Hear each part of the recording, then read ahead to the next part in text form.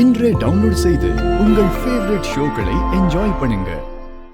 ஒரு பள்ளிக்கூடத்துல படிக்கிற பையன் சிகரெட்டு பிடிச்சி கெட்டு போயிடக்கூடாது அப்படின்ட்டு அந்த ஆசிரியர் அவனை கண்டிச்சிருக்காவ. அதுக்கு நீ உன் அக்கா உன் மாமாலாம் செஞ்சு என்ன காரியம் செஞ்சிருக்கிய? அந்த கொஸ்டின் பேப்பரு பண்டிலு காணாம போனதுக்கும் உனக்கும் சம்பந்தம் இல்லைன்னு என்ன நம்ப சொல்லுதியா நீ? இல்லை எனக்கு அது தெரியாதுன்னு நினைச்சியா? பாருங்க, நீங்க செஞ்ச அந்த காரியத்துல என் தங்கச்சியுடைய ஆசிரியர் வேலை வேண்டாம் போவோம். அது போனா கூட பரவாயில்ல, இன்னொரு வேலை பார்த்துக்கிடலாம். ஆனா இப்பதான் அவன் கர்ப்பமானா தலைச்சம்புள்ள ஆசை ஆசையை எம்பிட்டு கனவோட இருந்தா தெரியுமா? நீங்க பண்ண கூத்துல அந்த அதிர்ச்சியில அந்த கர்ப்பமே கலைஞ்சு போச்சியா.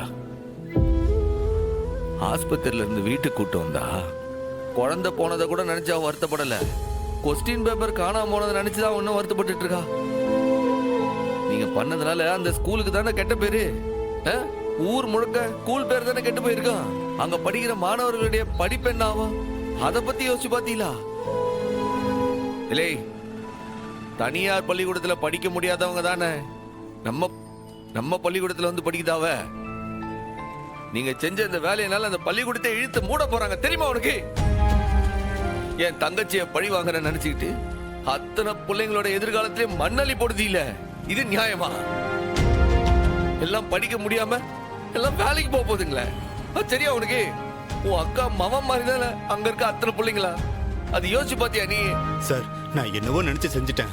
அது இப்படி ஆகி போச்சு சார். தயவு செஞ்சு என்ன மன்னிச்சிருங்க. நான் பெரிய தப்பு பண்ணிட்டேன். அக்கா மேல வச்ச பாசம் என் கண்ணை மறைச்சிருச்சு சார். இப்ப நான் என்ன சார் செய்யணும் சொல்லுங்க சார். பாரு, காணாம போன அந்த கொஸ்டின் பேப்பர் பண்டில் திரும்ப கிடைச்சா அது எங்களுக்கு வேணாம். அம்புடுதானே சார்? சார், நான் ஆட்டோல தான் சார் வச்சிருக்கேன். இதோ உடனே எடுத்து வந்துடுறேன் சார். ஒரு நிமிஷம் இங்க பாரு சார். அந்த கொஸ்டின் பேப்பர் மட்டும் கிடைச்சா பத்தாது.